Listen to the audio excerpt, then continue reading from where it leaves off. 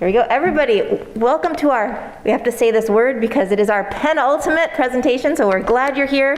I'm Elena Traister, Professor of Environmental Studies here at the Massachusetts College of Liberal Arts. I'd like to welcome you all to tonight's Green Living Seminar presentation. As many of you know, this seminar is organized around the theme Capitalism and the Environment. All of these presentations are always free and open to the public. They take place here in the Feigenbaum Center for Science and Innovation, room 121, on Wednesdays at 5:30. You can find the schedule and links to recordings of prior presentations on our website at www.mcla.edu/greenliving.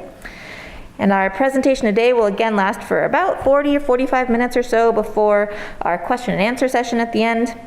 And before I turn it over to our speaker tonight, I want to make a brief announcement for next week's presentation, which is, as I said, the last one. On Wednesday, April 19th, David Batker, president and founder of Earth Economics, will give a lecture titled Using Ecological Economics to Drive Policy Change. Right. Today's presentation, titled Guns versus Climate, will be presented by Dr. Andrew Jorgenson. He's a professor of sociology at Boston College. And environmental studies, too. Oh, yeah. Thank you. Yeah. We're really glad you're here tonight. Yes, Thank you. I'm an environmental studies person, too. Yeah. Hey, so thanks so much for the invitation. I got to say, when I found out that you all decided on the theme for this, I think that rules. I think that the fact that you collectively decided to have a speaker series on this topic, I'm biased because I've been studying the environmental impacts of capitalism since I was in graduate school, and it's something that got me motivated to go to graduate school. And so I'm thrilled and I'm honored to be here, and the drive today for me was just a real treat. My family and I are in the process of packing up our house and relocating to Vancouver, British Columbia, so our lives are a bit hectic. I realize everyone's lives are hectic, but our lives feel especially hectic right now, so this was a really nice kind of break from that, and also to come over here. It's just, I mean, you all live here. This is a beautiful place. The drive was just, it was really special, so thank you. It really means a lot because this is a part of the state that I hadn't been able to spend much time in since we've lived here, and so it's really nice to be able to see this part of the state before we move far away. So I look forward to your questions and comments. Please feel free to interrupt or just raise your hand and say, hey, Andrew, I have a thought or a question, or could you repeat something? I'm going to try to, I will definitely stick to 40 to 45 minutes, respect time, so we can hopefully have some good Q&A and discussion. I'm just going to dive right into it. I am going to focus explicitly on one research study rather than giving an overview talk because this is relatively new work, and I thought you might find it interesting given the topic of your overall speaker series. So just a little bit, so you know who I am. Like you heard, I'm a sociologist, and I'm also an environmental studies person. And so I'm trained in sociology. My PhD's in sociology. I'm explicitly trained in global political economy and environmental sociology. Throughout my career, I've been really interested in kind of two things. I have a chip on each shoulder, which is similar to a lot of my colleagues, where us environmental sociologists, we think that environmental sociology is important and should be more central to our discipline. If you're not familiar with our discipline, and especially if you're not familiar with environmental sociology, as a subfield, it's relatively young compared to the most of our discipline. And it's growing very rapidly, which is great and perhaps not surprising, but it's still kind of marginalized in general within the discipline of sociology. But our discipline has gotten better, frankly. On the other hand, the other shoulder, we're trying to bring environmental sociology into sustainability science and into interdisciplinary research and education and policy. And so as I've kind of gotten more seniorish in my career, I've gotten involved in more kind of applied and policy stuff. So I'm currently co-author for the 5th National Climate Assessment. If you're not familiar with that, that's like the federal government's kind of, I'm sure you're all familiar with the IPCC stuff. This is like the federal government's version of that, and we're working on the 5th NCA right now.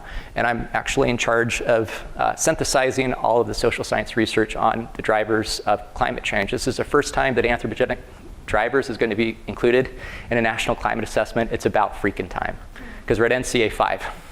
Physical drivers have been covered all along. Anthropogenic drivers have been left out. The IPCC has been better about bringing in social science, especially in the more recent, synthesis reports. You see more and more research being included, and you also see a greater representation, which I think is really important. Representation matters. So if you see who's actually taking place, participating in the IPCC, you're seeing more women, more scholars of color, more indigenous scholars, and more diversity in terms of disciplines, including sociology. I'm also interested in the relationships between environment and health. So I'm now on the National Advisory of Environmental Health Sciences Council with a bunch of physicians, and I'm driving them nuts because I'm a global sociologist and they are not global sociologists. So I'm there to ask the big structural questions that drive them nuts. It's kind of an enjoyable thing to do. And yeah, I think that's good enough. I have a lab, the Global Environmental Sociology Lab at Boston College. It will be moving with me I'm going from BC to UBC, and there's all sorts of jokes about this for sure. So my lab will be moving from BC to UBC relatively soon. So the work I'm going to talk about today, evolved out of my lab. And this has been our pandemic project. We started this in March 2020. And one of the primary motivations for starting this was because I wanted us all to stay connected and to have something to focus on. And this is also a topic that we're very interested in. I'm going to dive into it in a bit. So if you're curious about what my lab might be and who we are and what we do, you're welcome to take a look. You can find it if you just go to my faculty webpage at Boston College. You can find this link to it. And we have a lot of our published work and by me and by current and former graduate students and colleagues from other places. So I also just want to recognize and acknowledge all of my colleagues and collaborators on this work that I'm going to talk about today. Many of them are either my current or former students, and it's a real privilege for me to collaborate with my students, as well as one of my mentors. Dr. Kenter he's who introduced me to environmental sociology when I was an undergrad a long time ago. And now we're longtime collaborators, and now we're collaborating as well with some of my current and former students. Xiaorui Huang is now a professor at Drexel University, and I was his advisor in graduate school. Hassan El-Tanay is one of my current PhD students, and Ryan Tubes is one of my current PhD students. Daniel's a former PhD student, and Jennifer Gibbons was one of my first PhD students. She's now an associate professor at Utah State University in sociology and in environmental studies. Okay, so my understanding is you haven't had an opportunity yet to read the article that I sent along. That's totally fine. But I heard that you got to read some earlier work that we did on militarization and the environment, and that's great because that work that you read definitely influenced what we're doing in this particular study. So drawing on that work, what we're doing in this particular study is we are engaging a range of sociological subfields, and we're investigating how and why militaries shape the impacts of economic growth on the environment, particularly carbon emissions. Okay, so this is our research question, and we're testing our arguments. We're empirical social scientists, so we're doing a bunch of statistical analyses. And I'm going to keep this as non-technical as possible because I realize that there's a lot of sort of diversity in the room in terms of experience with different research methods. Happy to answer any questions. I'm going to try to focus more on the logic of the research design and what the results actually tell us, how you would interpret the results. And I also want to acknowledge all research has its flaws. And so we're using particular research methods given what our research questions are and given the scope of the analysis that we wanted to do. We're very interested in making these big general comparisons within and between countries, taking a global perspective. And we're also very interested in how these relationships change through time. So this is a quantitative cross-national longitudinal study. That's kind of the technical way of describing it.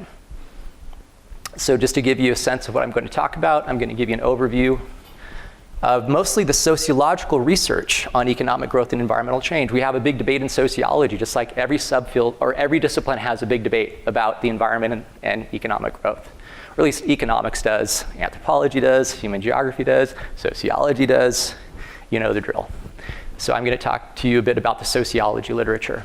Then I'll move on and I'll summarize the militarization and environmental change literature in sociology. But you read a paper on it, so I might kind of breeze through that a bit quickly. But it's important to know that earlier work influenced what we're doing. Then I'm going to move on, and I'm going to present to you our arguments that we're making that lead to the hypothesis that we're testing regarding how and why we think militarization amplifies the impacts of economic growth on carbon emissions. So this is a moderation analysis, okay? But we're looking at how militarization enlarges or amplifies the impacts of economic growth on carbon emissions. And the punchline is it does quite a bit.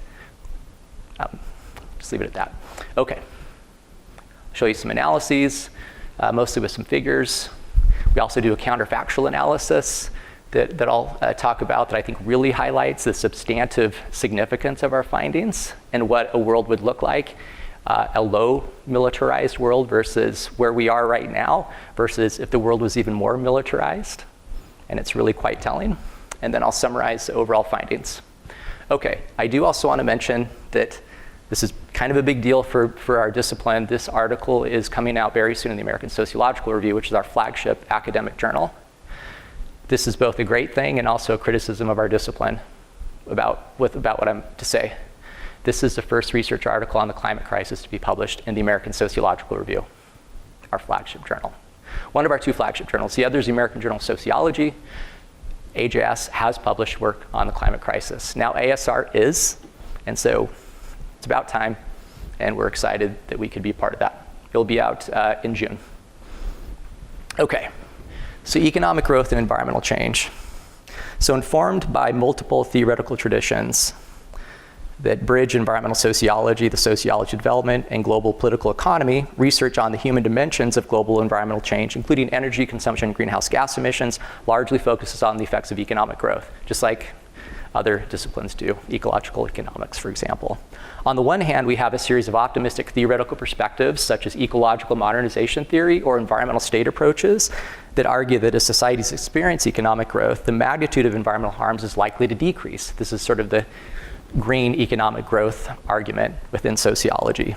The reductions in environmental harms are due to the emergence of an environmentally focused state, so there's the state, and a growing culture of post-materialism, so there's some cultural arguments too, coupled with a strengthening commitment to sustainability within civil society. Other theorized mechanisms include emerging technologies driving the ecological modernization of production and distribution systems, as well as the overall greening of organizational culture and practices in the private sector through the adoption of an ecological rationality and corporate social responsibility. So we're drawing from the CSR literature as well in organizational sociology. On the other hand, there are critical perspectives such as treadmill production theory and metabolic rift theory, which are critical political economy theories that argue that economic growth leads to increased environmental impacts, including higher levels of carbon emissions. Economic growth is predicated on the continual expansion of markets, supported by treadmills of production with extensive horizontal and vertical linkages, as well as transportation networks and logistics systems moving enormous volumes of raw materials and finished commodities throughout the world. If left unchecked, these energy-intensive and waste-generating processes disrupt socio-ecological systems, from the local to the global and everywhere in between, contributing ultimately to a global carbon rift, which is a fundamental argument in the metabolic rift perspective. Although nation-states adopt environmental regulations, they simultaneously prioritize economic growth through the protection of private property, bailing out different sectors and industries, maintaining energy security, and promoting trade agreements, all of which place increased pressure on the environment. The environmental benefits of technology are often reduced, if not entirely outpaced, given the contradictory position of the state, the increasing energy and material demands of societies, as these treadmills are continuing, these production and consumption treadmills speed up, and that kind of facilitates greater production and consumption. Even though efficiencies might happen, okay, which are really important, those innovations, the overall scale intensification of production outstrips the environmental impacts. You probably have all, this is sort of a fancy way of talking about rebound effects and backfire effects, right? Yeah. So as you might expect, or maybe you'll be surprised, a very substantial body of research consistently finds positive associations between nations' carbon emissions and economic growth. Download data from the World Bank, GDP per capita data and per capita carbon emissions data, and just run a simple correlation. They're almost perfectly correlated. So when we do very fancy models and we control for a bunch of other things, those strong correlations don't go away, to sort of simplify it. So this research generally supports the arguments of the more critical approaches that I just outlined. Now, other studies, though, are beginning to, or have been beginning to, really try to understand how other structural characteristics of societies moderate or mediate the impacts of economic growth on the environment. For example, income inequality intensifies their association in wealthier nations, which is a really interesting finding. I highly recommend you take a look at that stuff. That is McGee and Greiner's work in Socius. Nations more embedded in global environmental civil society experience a modest decrease in the relationship between emissions and economic growth through time. Civil society can actually make a difference, and there's some pretty strong generalizable empirical support for it using statistical modeling. Now, to further advance the understanding of the causes of climate change, in this study we theorize and test how militarization influences the impact of economic growth on the environment. But prior to presenting our arguments regarding how militarization may amplify the effect of economic growth on nations' carbon emissions, I'm going to first briefly summarize scholarship on the direct environmental impacts of the world militaries. Before I do that, though, if you're interested in the nitty-gritty of these theoretical debates within sociology, I'd like to recommend this article that Dr. Dana Fisher and I published in Sociological Theory a few years ago, where we very systematically review these debates and these different theories, and then we try to come up with a new integrated theory that draws from what we think are the strengths of more optimistic and more critical perspectives. Okay, so militarization and environmental change. The environmental consequences of war in the modern era continue to evolve, because warfare is not good for the environment. Right, yeah. As emerging technologies in weapons, transportation, and communication systems shape the scale and precision of destruction. For the more capital-intensive and technologically advanced militaries, this manifests in forms of quote-unquote risk transfer militarism. Have any of you heard of risk transfer militarism before as a concept? It's kind of scary stuff. It's going on a lot, which shields their homeland citizens, minimizes casualties for their soldiers, and decreases losses of machinery while inflicting damage on human populations, non-human species, and overall environments at distant locations. Drones, modern warfare. As noted by sociologists advancing the treadmill of destruction perspective. So there's a treadmill of production theory, and there's also a newer theory called treadmill of destruction theory that's focusing on the environmental impacts of militarization. The environmental impacts of militarization are not limited to war and weapons testing. In the name of national security and motivated by geopolitics and risk transfer militarism, militaries continually invest in and pursue new technologies in weapons, transportation, communication systems.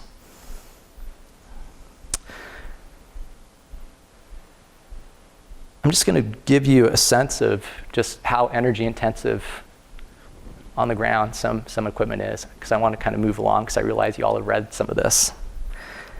Militaries traditionally prioritize bigger, faster, more impactful weapons and transportation systems. Modern fighter planes, F-15s and F-16s, guess how much fuel they burn?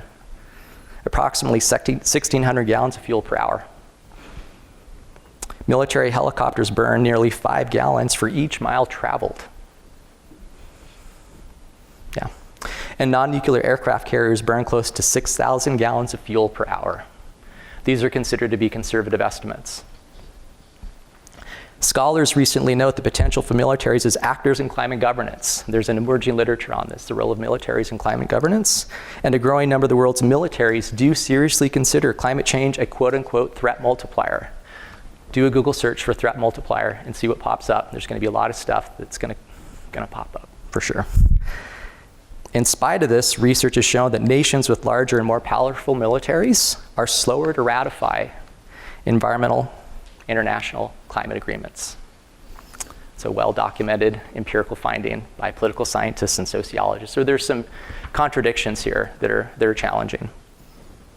I also want to highlight that besides this work that's been taking place by sociologists and political scientists and other social scientists and environmental humanities scholars have been doing some of this work as well, you're also seeing folks in the natural sciences making some pretty strong arguments as well. And you're seeing work in Science and in Nature, kind of the flagship science journals, where you're seeing scientists talking about the environmental impacts of the world's militaries. This particular piece by Belcher et al. In 2020 in Science focuses on the US military, and I believe the title of it is "The US Military is Not Sustainable." And it's in Science. That's good, we think. Also, is anyone familiar with Physicians for Social Responsibility? Check them out. It's an incredible international organization that's been around a long time. And one of the key topics that they do a lot of advocacy and policy work on is the climate crisis and militarization. They're doing some really incredible work. Especially the Iowa chapter of Physicians for Social Responsibility. Yeah, there's a story behind that, but it's really neat though. Okay, so let's talk about our big research question here. How militarization amplifies the impact of economic growth. And this is a simple model of what a moderating relationship looks like, okay? So we're arguing that militarization is moderating the impact of economic growth on carbon emissions. Throughout history, societies with larger and more technologically advanced militaries utilize their coercive power to secure and maintain access to energy and other natural resources. This is a well-documented historical fact. In the modern era, access to fossil fuels, often from distant places, facilitates carbon-polluting development for nations as they compete in regional and global economies. National militaries propel these socio-environmental processes through attempts to sustain international stability. An absence of large-scale conflicts minimizes disruptions to global production and trade networks, further contributing to fossil fuel consumption and economic growth. Has anyone heard of C. Wright Mills? Kind of a classic social scientist. You might want to check out C. Wright Mills and the Power Elite, very well known for work on the Power Elite. According to C. Wright Mills, the importance and influence of the military increased through its ascendancy into the Power Elite from the Second World War to the present. The military became enlarged and decisive to the shape of the entire economic structure. And as a result, the economic and the military become structurally and deeply interrelated as the economy has become a seemingly permanent war economy. I'm sure some of you have probably heard this concept of the permanent war economy. This is sort of tracing its origins. Many others have highlighted the broader institutional interconnections between the military, the economy, and the state as a core of the military-industrial complex. I'm sure we're all familiar with that. Rich sociological analyses indicate that the needs of the world's militaries provide opportunities for a variety of old and emerging private sector industries. National militaries facilitate scientific inquiry, technological innovation, and shape production in the private sector while simultaneously acting as downstream consumers, both domestically and internationally, given the global market for armaments and military equipment. Research and development linked to the capital intensiveness and size of militaries increase the overall resource demands of this institution. Efforts to maintain a strategic advantage generate a path dependency, constantly elevating the standard of military preparedness. So overall, the interrelated activities embedded within the military-industrial complex include contracts for research, development, manufacturing, and servicing of weapons and their delivery systems, transportation vehicles, information technology, and other infrastructural needs. Each of the nodes and links in these production systems, supply chains, and ancillary services involves the burning of fossil fuels and the consumption of other resources, all of which are amplified, we argue, by both the size and capital intensiveness of national militaries. So in other words, the effect of economic growth on carbon emissions is shaped by both the capital intensiveness and the size of nations' militaries. Their capital intensity and their size both matter.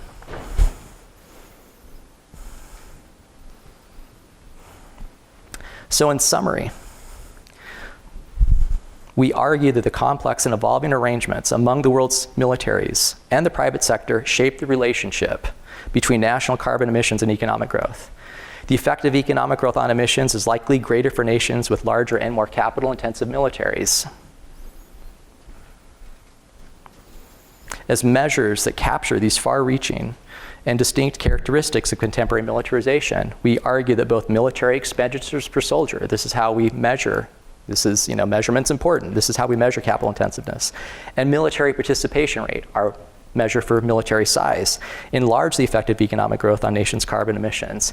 And in particular, we argue the military participation rate increases the extent to which expenditures per soldier amplifies the effect of growth on carbon pollution, and likewise, expenditures per soldier increases the extent to which participation rate enlarges the effect of economic growth on emissions. We're looking at a three-way interaction. For those of you that are familiar with statistical analysis, that's what we're doing here. We test our arguments with moderation analysis and multiple longitudinal modeling techniques across balanced and unbalanced panel data sets for 2 different measures of carbon emissions, and we also conduct a counterfactual analysis. This is a very thorough study. We spent multiple years on it. We wanted to make sure that our findings were valid and robust and generalizable and reliable. And they are. Okay, so these are our 2 military measures. All of the data that we analyze are publicly available.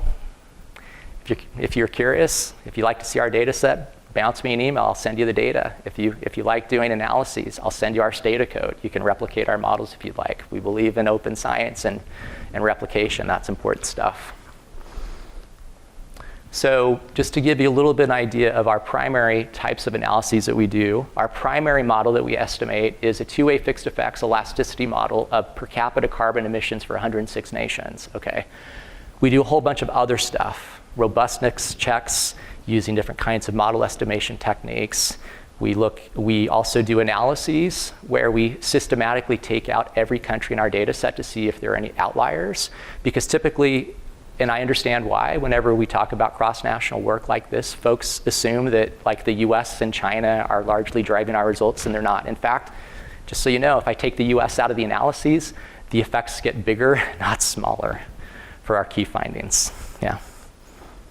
So carbon dioxide emissions per capita is our primary dependent variable on theoretical grounds and substantive grounds. This is the climate justice measure for carbon emissions, per capita emissions. We also conduct analyses of total emissions, and our findings are substantively the same for total emissions, which clearly are important too in the context of climate change and climate mitigation.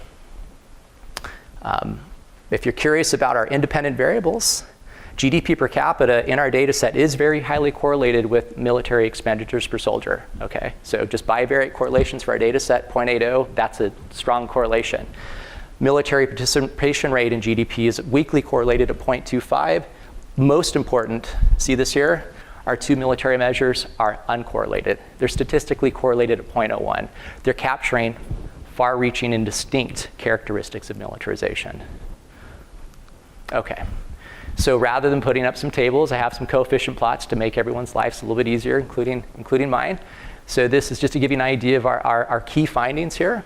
So what we're most interested in is actually this here, this three-way interaction. That's what the coefficient is. But we work our way towards it. First, we look at the main effects of development in our 2 military measures, and we introduce their 2-way interactions, and then we work towards their 3-way interaction. And there's a lot of consistency in our findings. Our 2-way interactions between GDP per capita and military expenditures per soldier is consistently positive and significant, and same with GDP per capita and military participation rate. On their own, they're both amplifying the effects of GDP per capita on per capita carbon emissions. That's substantively what that means. Most importantly, our 3-way interaction is positive and statistically significant, which supports our argument. If you're going, Andrew, I have no idea what the hell this means, I promise in a few minutes I'm going to put up some graphs that plot out substantively what this is actually telling us in a more meaningful way. But just to give you an idea of some of the other models that we run and all the other things that we include, because there's a whole lot of social, structural, political, economic, cultural, and ecological factors that contribute to anthropogenic carbon emissions. So we run a lot of models to make sure that our findings are valid and robust, and they are very valid, very robust.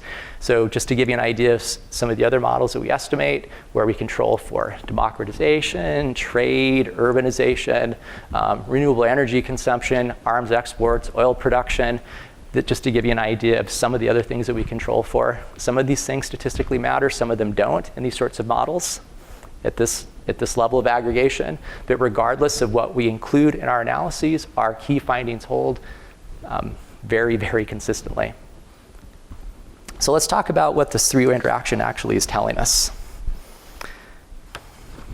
So this is actually plotting out, these next 2 figures are plotting out the 3-way interaction, okay? Oh. Sorry. It's not projecting the same way as it is on my little screen, I apologize. But at least you can see these lines here. There's some shading that should be there to make it easier to interpret. But what this figure here is telling you, this figure is reporting the marginal effect of GDP per capita on emissions at the 10th, 50th, and 90th percentiles of expenditure per soldier across levels of military participation rate. So these are 1.28, 2.01, and 4.31 are the 10th, the 50th, and 90th percentiles of military participation rate within our data. For expenditures per soldier, the 50th percentile is 20,075. That's the the 10th percentile, and that's the 90th percentile. These orange dots here, this is the estimated effective GDP per capita as both of these military measures are increasing. You see a pattern, right? You see a pattern that is both characteristics of militarization are increasing, the estimated effective GDP per capita on per capita carbon emissions is growing. Now these, even though you see that these confidence intervals overlap to some extent, these point estimates are statistically significantly different from one another, okay? For this panel and for this panel, okay? If we flip the two axes, same story. And in fact, it's a little bit more pronounced. As both militarization measures are going from the 10th to the 50th to the 90th percentile, the estimated coefficient, the effective GDP per capita and per capita carbon emissions, is growing a lot, okay? Look at the effect for nations that are in the 90th percentile of both military expenditures per soldier and military participation rate. And these are elasticity coefficients, these numbers right here. So 1% increase, let's say that this value right up here is 0.5. That would mean that a 1% increase in GDP per capita leads to a 0.5 increase in per capita carbon emissions while taking everything into account that's in the model, okay? So you might be wondering, okay, Andrew, what nations are we talking about? This is all really abstract. So let's talk about what kinds of nations have relatively low, medium, or high levels of these two militarization characteristics. Some of these might surprise you, some of these may not. So everyone always asks, where is the US? Because we're in the US, you know? So we want to know where we are. Here we are. We have a really high military expenditures per soldier, really, really high. Our participation rate is moderate, okay? Israel has a very high participation rate. Does anyone know why? Because everyone has to have military service. Yeah. Yeah, so, and also they have a very high military expenditures per soldier as well. It's a small, wealthy nation. Folks have to spend some time enlisted.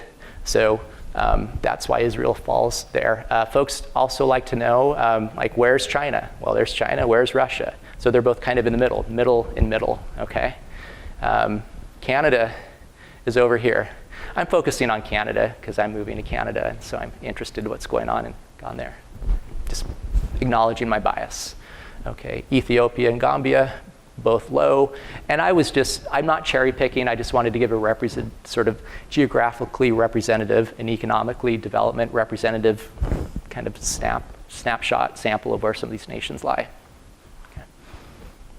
So I'm almost done. Let's talk about the counterfactual analysis.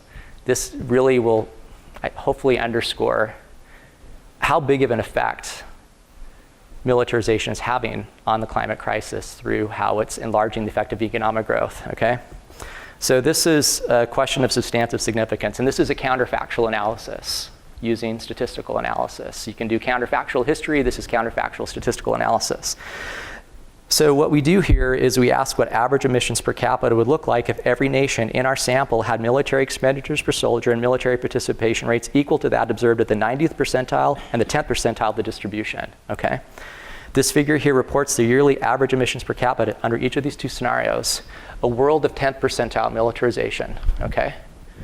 A world of 90th percentile militarization. And this fixed line here is what's actually in the data. This is average per capita emissions within our data set, okay? I mean, you can kind of see, but if you want, yeah. Oh, this is carbon emissions per capita in metric tons per capita. CO2 in metric tons per capita, thank you. So to be very specific, in 1990, observed average emissions are 0.705 metric tons per capita higher than that which would occur under militarization at the 10th percentile, this gap here, okay? So you see a gap between the two. You also see that the gap remains, okay? And you also see that the gap kind of grows a little bit. So the growth rate, we think, is what's really interesting here. The growth rate for emissions varies considerably under these three scenarios. Observed average per capita emissions grew by 0.614 metric tons over the entire period, okay? The number falls to 0.419 metric tons in a world of 10th percentile, okay? So the growth is lower in an imaginary world of 10th percentile. In an imaginary world of 90th percentile militarization, the increase rises to 1.14 metric tons. Rose by 1.14 metric tons in a world of 90th percentile militarization. So this counterfactual analysis shows while holding rates of economic growth fixed, worldwide reductions in the capital intensiveness and size of militarization could produce very substantial declines in anthropogenic carbon emissions. If we want to solve the climate crisis, which I think we want to, we need to pay attention to the role of the militaries, the world's militaries directly, and also how they're shaping how other social institutions, and especially the economy, are impacting the climate through fossil fuel consumption and economic growth. That's the punchline. So to summarize, we do believe that this study advances sociological work on climate change and the climate crisis. I do want to emphasize that environmental sociology is a very vibrant, rapidly growing field, and folks are doing a range of work on the climate crisis and climate justice using, we embrace methodological pluralism, we embrace theoretical pluralism. It's a really lovely, welcoming community of scholars. We also blur disciplinary boundaries. We go where we need to, which is important. I'm preaching to the choir because we're all environmental studies folks in here, right? Let's blur those disciplinary boundaries. We believe this analysis does highlight the deep connections between the military, the economy, and the state, the military-industrial complex. We're really focusing here on the impacts of the military-industrial complex on the climate crisis, okay? These complex interactions that have a deep structural and important history. We also are pushing forward the foundational sociological debate concerning the impact of economic growth on the environment. And we think that we're really highlighting here the value and necessity of considering the world's militaries and social science research. I'm going to pick on social science in general. We do not pay enough attention in the social sciences to the world's militaries.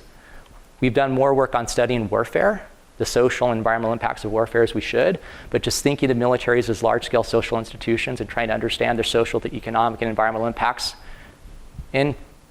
not during times of conflict, for example. They're enormous social institutions that have a lot of power, and they could do some good things, perhaps. Also, think about this, too. As a threat multiplier, anthropogenic climate change could facilitate a greater occurrence of both domestic and international conflicts, okay? What could this do to the kinds of interrelationships that we're studying? See how this could actually make things even worse? Yeah. And if you're wondering, like, how big is kind of the global military, if we want to think about it in global terms? So just using publicly available data, the data we analyzed in the study, from 1990 to 2016, global military expenditures grew by almost 30%. These are data from CPRI and from the World Bank. It's all publicly available data. Armed forces personnel for the world grew by 15%. So expenditures are growing faster than armed forces personnel, but both are growing up. Military expenditures per soldier have increased by 12% globally. They're all trending upwards globally. And we know what's going on in terms of how anthropogenic greenhouse gas emissions in general are trending upward, as much as some folks don't think that's the case. So I really appreciate you listening to me. This is the first talk I've given in person since before the pandemic. So it was a little weird, but a little great to do. It's nice to, see people three-dimensionally again and do this kind of stuff. I also just wanted to mention too, I'm the founding co-editor of a journal called the Sociology Department, but it's an interdisciplinary journal. You might want to check it out. We publish work on the environment, on all sorts of other things, dealing with development, gender, race, ethnicity, from a broad development perspective. And most of the work is from a broader critical development perspective. And given that you all are interested in having a series on capitalism and the environment, I think you might find some of the work that we publish in this journal to be of interest. So thanks again for your time.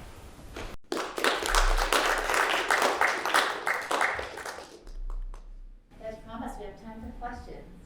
So don't hold back. So I was wondering, could arms control be a possible solution towards this in terms of how we can reduce carbon emissions? And also, how do we kind of cope with the current geopolitical realities of China and Russia are clearly not going to demilitarize anytime soon, and the US isn't going to give up its foreign policy of basically having bases in every country it can possibly have and maintaining its power projection. So how can we even reduce these carbon emissions? So I would like to paint a really, first of all, the point that you're making is an incredibly important one for sure. I also want to, let's point out too that someone else could say the same thing about the growth imperative with capitalism as well, right? Like we're sort of dealing with that as a challenge for solving the climate crisis. And so here we're making it even more difficult, saying, okay, we have the challenges of economic growth, the challenges of economic growth in terms of the climate crisis. Now we're showing that militarization is playing a big role in this. And as you very correctly point out, we need to consider the geopolitical reality of the contemporary world and geopolitical history, right? And how do we solve this? Well, for one, there's a couple of things. Some folks are a bit more optimistic about the role that the world's militaries could play in innovation in terms of increasing efficiencies, and so if we wanted to sort of use that as one consideration, if you look at the history of a lot of innovations that were the result of investments from the state into military developments and stuff, well, you can thank the military for the internet. You can thank the military for some other things. Militaries are very interested in becoming more energy efficient, not necessarily because of their concerns about the climate crisis, but concerns about security. It makes them less vulnerable in theaters of warfare. So there is a big push in many of the world's militaries, including the US military, to become more energy efficient and also to transition into renewables, okay? So the motivation may not be to necessarily solve the climate crisis, but they are involved in developing innovations that then could in turn be spilled over into the public sector and the private sector, okay? Now, I'm just putting that out there. I don't think that that's the solution at all, but those are arguments that are out there, and those are observations that are out there, and if you ask folks in the military, that's what they would say, and at least in a public way. So this isn't gonna be easy. I mean, frankly, that's solving the climate crisis, but okay, the theme of this, how are we gonna solve the climate crisis in terms of capitalism? Since, again, just correlate GDP per capita with per capita carbon emissions are almost perfectly correlated. Correlate GDP per capita with per capita fossil fuel consumption at different levels of aggregation, at the subnational level, at the US state level, at the county level, cross-nationally, you consistently see these tight couplings. So this is where we really need these major structural changes within and between societies. That's sort of the big elephant in the room, right? Like we need to make these major structural changes while we're also still dealing with technological innovations as well.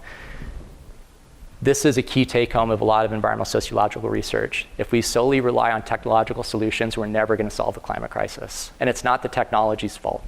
Technologies can be great. They can also have unintended consequences, right? History is full of that. But until we actually make serious structural changes to the economic system and to militaries and to other social institutions and how they shape one another and interact with one another, we're not going to solve the climate crisis. Has anyone heard of the concept of exnovation? Exnovation versus innovation. So Deborah Davidson, who is at University of Alberta, Canada, published a short essay in Nature Energy. I highly recommend this, where she's kind of making this point. She's been involved in the IPCC for years as well.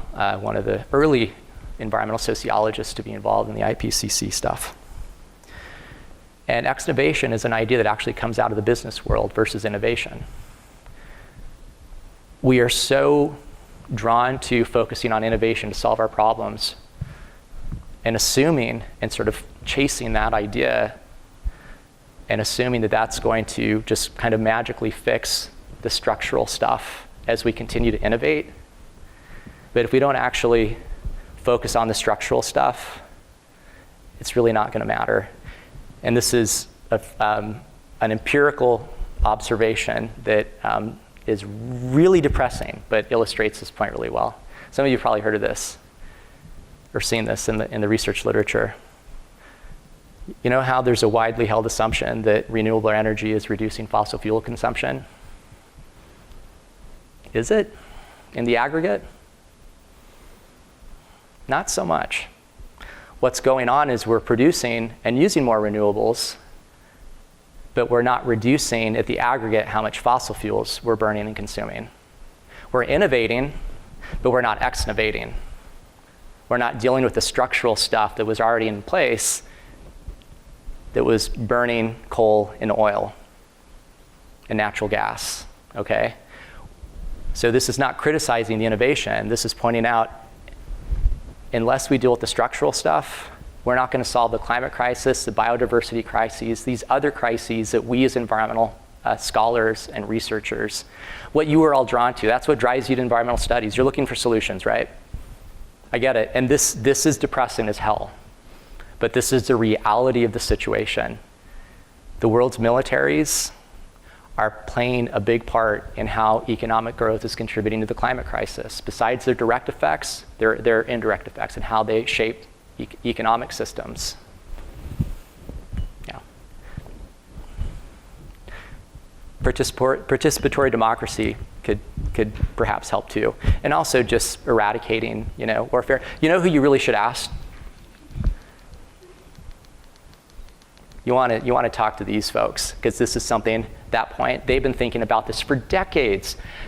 Physicians for Social Responsibility was thinking about militarization in the climate crisis long before us social scientists were. It was on their radar.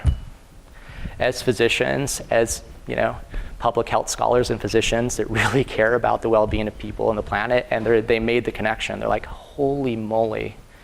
Yeah. I wish I had a better answer for you.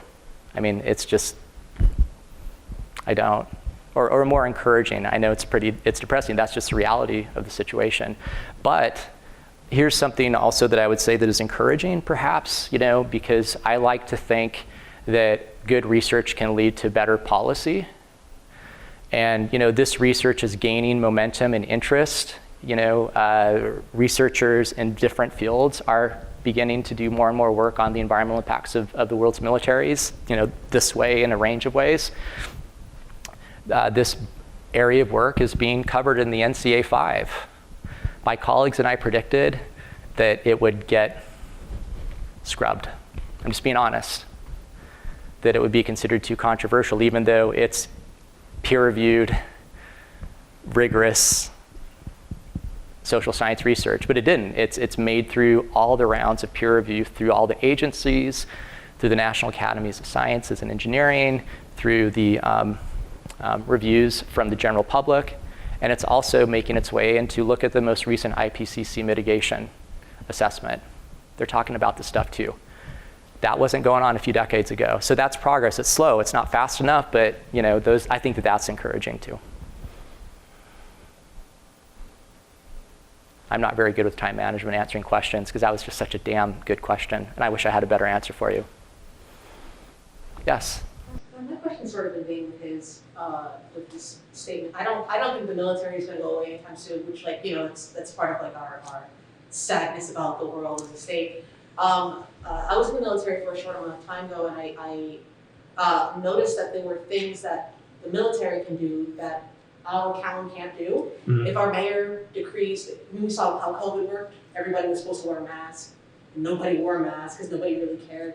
But in the military, when things are decided, it's not so much as a suggestion, but an order. Yeah. And so I find that a lot of things, like when I was stationed in Italy, we were composting and recycling the way that Italian law dictated that we should, because we were going to be punished otherwise. Yeah. So do you believe that there's a way that we can utilize the military-industrial complex, the military-industrial system, the hive mind that we can create there to sort of lead down a path of more renewable, because it seems economically much.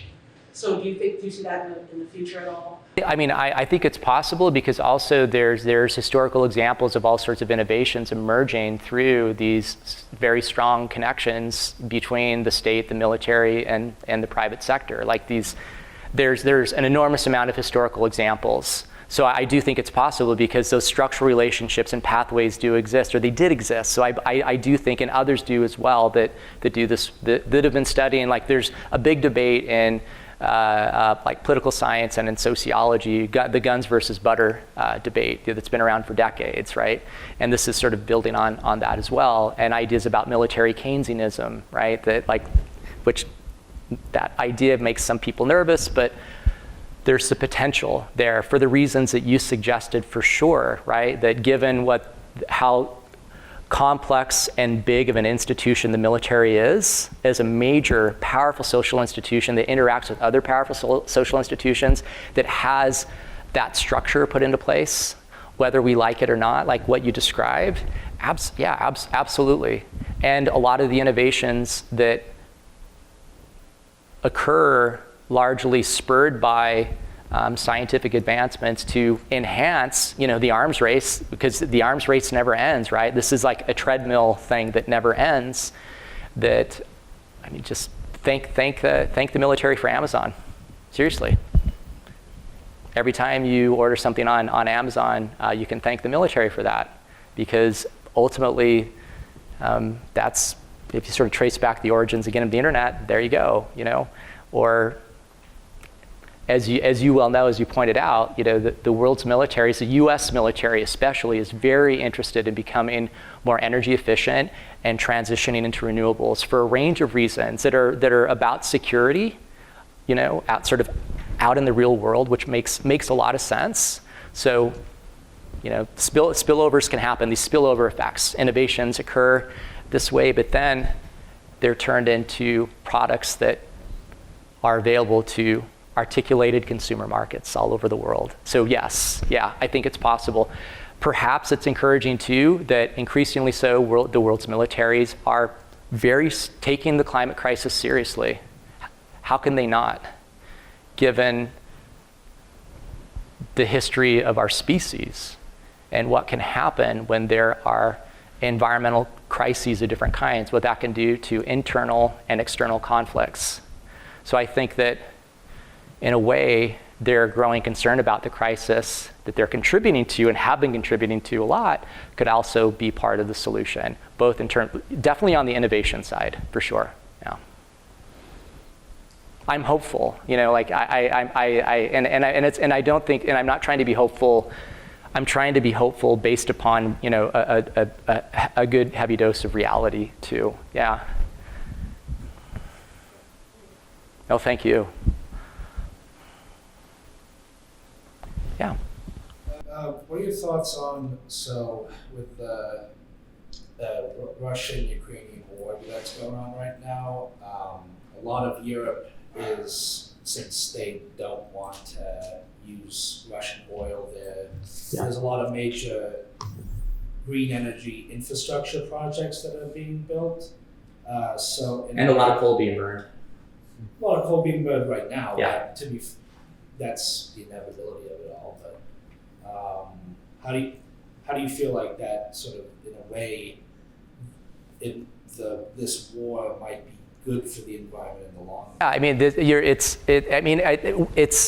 It's uncomfortable to say that out loud, I realize. And the one thing I want to acknowledge is it's difficult for me to talk about that conflict. I have very strong ties to that part of the world. I spent a lot of time in Vilnius at Vilnius University, and I've had many students through the years from the Ukraine and from Belarus and all over Central and Eastern Europe. So I'm just being honest, it's very difficult for me to talk about what's going on. But I do agree with you that it is a situation that is incredibly tragic, but because of kind of the ideas about how conflict is not necessarily, oftentimes you hear about how war can be good for the economy. Like if we think about what World War II did for the US. Also, conflict is disruptive for the world economy at the same time, okay?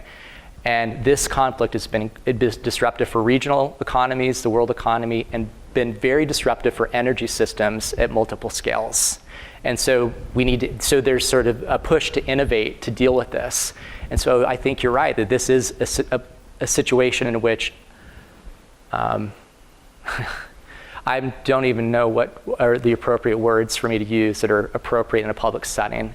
But given what's going on in the Ukraine and the horrors of what's going on, and the implications of that for the energy system throughout Europe and into Asia and spill over into the rest of the world, it can. And the European Union, as sort of a regional form of governance, has a pretty good track record on on renewables and energy, especially compared to this part of the world, if we want to compare macro regions, for sure. So yeah, and I didn't mean to be flippant about coal, because it makes sense for sure that initially that there would be a stronger pivot to local sources of coal. So I'm not picking on Poland at all. In fact, I'm so grateful to what Poland has done for the Ukrainian people. But yeah, I think absolutely. I wish that no, I was about ready to say I wish that part of this got more public attention, but no, I think right now what really needs to be in front of us, in front of everyone's faces, is what's going on in the Ukraine. I mean, but sorry, it's a really difficult thing for me to talk about. Sorry about that. Didn't mean to. It's an excellent point, though, about how tragedy and conflict but it also highlights the vulnerability of our energy system. Like the idea of don't put all your eggs in one basket, right? Like that's even, economics 101, right? Don't put all of your investment eggs in one basket. Don't put all of your eggs in one source of energy or where you get your energy from, regardless of what type of energy it is, yeah. So I think we've actually come to 6:30 when I always promise that I'll let the students get to the cafeteria. But I do hope that you'll stick around. And anyone else who wants to come up and ask questions individually, I know. Oh, please do. Andrew said he would stick around for a few minutes, so please I'd be delighted. Thank you very much. No, thank you.